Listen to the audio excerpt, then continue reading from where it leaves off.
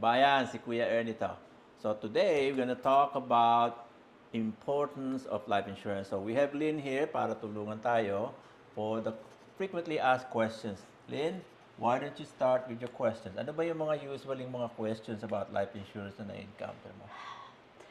Um, Kasi yung hindi nila maintindihan ko ano ba talaga yung life insurance? Kasi ang alam ko pag namatay lang tayo eh. Yun Okay. lang ang life insurance, di ba? Paano kung hindi ako mamatay?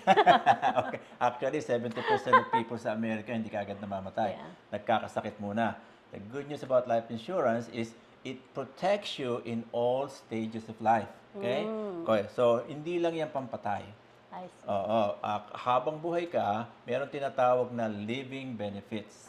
Okay? Ano yung living Yung living benefits? benefits, for instance, halimbawa, nagkasakit ka. Teka and- muna, may question ako. Sabi mo ito life insurance, pero hindi na, I don't know na merong mga living. Alam ko ang life insurance is you get life insurance pag namatay ka, then yung insurance mo mapupunta sa beneficiary. That's all I know. Wala yun yung living benefits o ano. Ba't ganun? Okay, yun yung tinatawag na traditional. Yun yung bago? Yung before, yun yung tinatawag na traditional life insurance. Actually, yung tawag ko doon, death insurance. Kasi you have to die. Di ba? You have to die during the term, if it was a term insurance. Pero ngayon, Kaya nga maraming hindi bumibili ng ganyan kasi parang gusto na nila mamatay o what, do I have to die first? yeah, it's morbid to talk about death, right? Yeah. But actually, you don't have to die. Kaya nga ang tawag life. Life insurance, it protects you while you are alive. I see. Oo, yun ang kagandahan nun. Kasi habang buhay ka, meron siyang living benefits. So halimbawa, nagkaroon ka ng God forbid cancer. Okay? Yung cancer, Makinig kayo kasi kailangan ako ng nurse. chemotherapy, di ba? Yung chemotherapy, unfortunately, hindi yung kino-cover lahat ng health insurance mo. So, doon na uubos ang pera ng tao. Kaya nababankrupt eh. Itong life insurance mo, kung meron kang living benefits na naka-incorporate doon sa policy mo, yan ang magbabayad doon sa chemotherapy. Okay? Tapos, meron din siya tinatawag na long-term care. Yung long-term care, hindi lang yan pang matanda. Okay, actually, habang bata ka, halimbawa, you got into an accident or an injury, tapos hindi ka makalakad, hindi ka makaligo, and you lost 2 of your 6 activities of daily living, yung tinatawag ng functions mo as a normal person. Pag nag-last siya ng 90 days, syempre, nauubusan ka na ng pera kasi hindi ka nakakapagtrabaho, di ba? And you have to pay your mortgage, your credit Yeah. card, and everything. Magkikick in yan. You can file a claim against your policy, and if you have a $500,000 debt benefit or face amount, that's equivalent to 2% of that monthly, so that means $10,000 a month ang pwede mong tanggapin from your policy habang buhay ka. So it can pay your bills, it can replace your income temporarily. Ngayon, pagtanda mo naman, at mangangailangan ka na ng care, kasi ang average stay ng isang matanda sa isang facility is about 4 years. And imagine if you have to pay 10,000, lalo na kung nasa California ka, a month, mauubos ang pera mo. Sandali lang, ubos yan. Yung long-term care can pay for that. So you don't become a burden to your family. Meron akong situation right now na kasi yung kakilala ko, nagkasakit siya and wala siyang, you know, Life long-term insurance. care. No, Okay. wala Yung siyang typical. long-term care. Ngayon, kailangan napunta siya sa isang facility but they're kicking her out of that because they don't need the service anymore. So, kailangan umuwi siya ngayon and ang problema, sinong magte-take care sa kanya? Lahat ng Yun. family nagtatrabaho. Hirap na hirap ngayon. So, parang, let's face it, hindi lahat ng, yung parang, we need to prepare. Hindi naman kailangan mamamatay ka. Paano kung hindi ka mamatay, magkasakit ka? I think alam ko yung story nung kinukwento mo. Ang nangyari sa kanya, habang nagtatrabaho siya, lahat ng pera niya pinadadala niya sa Pilipinas. Alam mo, masyado tayo mabait eh. Sometimes we have the tendency to give it all to our relatives sa Pilipinas. I mean, hindi masamang tumulong, pero ang una mong tutulungan, yung sarili mo. Okay? Kasi pag nangailangan ka dito sa Amerika, yung mga tinutulungan mo sa Pilipinas cannot help you. Kaya kawawa ka. Ganun na nangyari sa kanya.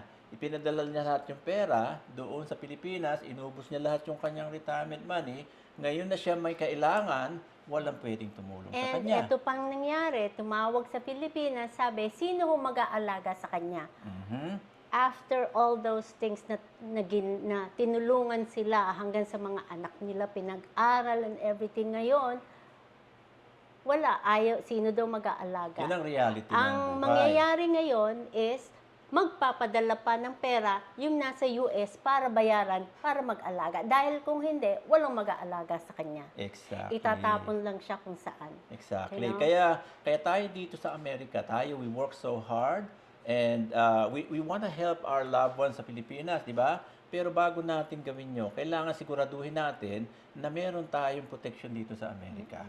Okay? Kasi Yeah. kung may mangyari sa atin dito, katulad ng isang nurse na nakakilala natin, lahat ng pera din niya, pinadadala niya doon, tatlo-tatlo yung trabaho niya hanggang sa nagkasakit siya.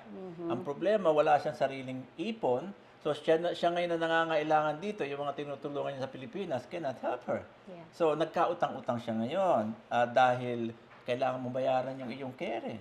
Ang laki pa ng bill niya Mhm. sa hospitalization dito kasi hindi siya yung mga typical Filipino na hindi mo parang I don't need that, you know. Kailangan ano lang, eto gusto ko, hindi naman ako magmamatay, tatrabaho lang ako. So you never know At what's isa pang gonna dapat natin happen. maintindihan din, kahit na nagbabayad tayo ng Social Security, okay? Ang gobyerno, aalagaan ka lang niya hanggang 100 days. Okay? After 100 days, Anong gobyerno? sabihin, retired ka na, kaya nangyari doon sa ating kaibigan. Nagkasakit siya at kailangan na niya sa long-term care facility. Wala siyang sineta para sa sarili niya, pinadala niya sa Pilipinas, di ba? So ngayon, dinala siya sa long-term care facility na binabayaran ng gobyerno. After 100 days, she's getting kicked out. Kasi tapos na yung obligasyon ng gobyerno. Hindi yan lifetime. Okay? Hindi yan lifetime. May limitation yan. Doon nagki-kick in after the government is done taking care of you, yung iyong long-term care. Kaya nagki-kick in yan after 90 days. Then it takes over and continues to pay for your care para hindi ka kailangan mamroblema kung sino mag-aalaga sa Kaya tandaan nyo, ang Medicare, hindi lahat yan babayaran ng government. Okay?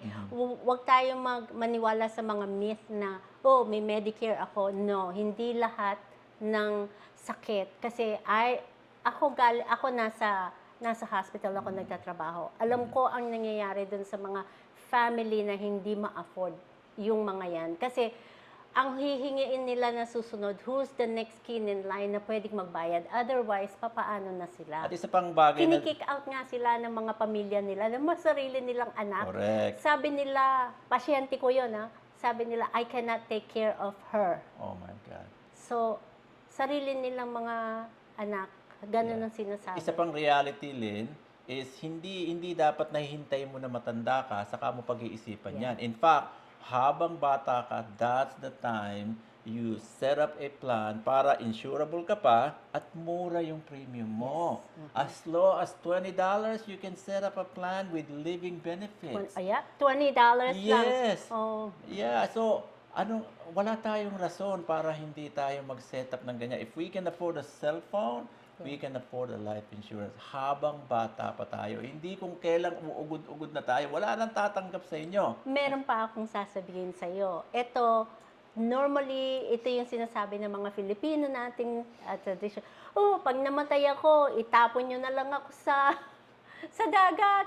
O ibaon nyo na lang ako doon. O yung ashes ko, anihin nyo na lang. Or uwi mo na lang ako sa Philippines. Unfortunately, mas mahal mag-uwi ng cadaver o patay na katawan sa Pilipinas kaysa sa buhay.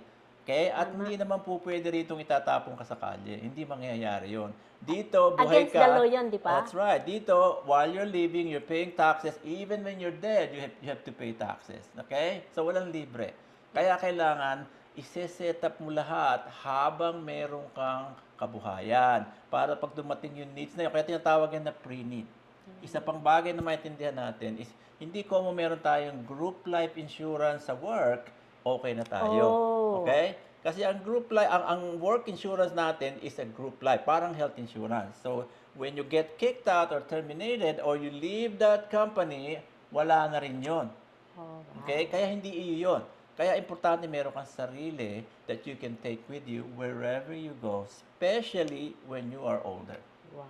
Okay? So, yan yung mga bagay-bagay na dapat naiintindihan natin para pagdating ng araw, hindi naman kawawa yung mga iiwanan natin. Hindi natin sila iiwanan ng mga utang at sakit ng ulo.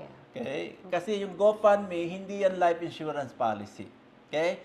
Ayaw nyo sigurado na ilagay yung inyong retrato or picture ng inyong mga kamag-anak dahil, Sa street. dahil hindi ka gumawa ng paraan habang buhay ka. Okay? You wanna make preparations while you can so that when you leave this earth, you're not gonna leave them a burden or problem that they will have to shoulder for you because you didn't. Okay? At hindi yan mahal. Okay, I got this link, kuyaerniestsolutions.com. You can ask me more questions. I can give you a free code. We can set up an appointment so I can explain to you ano yung mga bagay sa inyo, depende sa inyong needs and budget para hindi kayo napapamahal at kaya nyo mag-set up ng plan. Okay, so ask Kuya Ernie for solutions. Okay? So, Kuya Ernie see you Solutions on the at next episode. Because we love you, we want to share this valuable information to you and your family so that you can have a secured future. God bless. Thank you.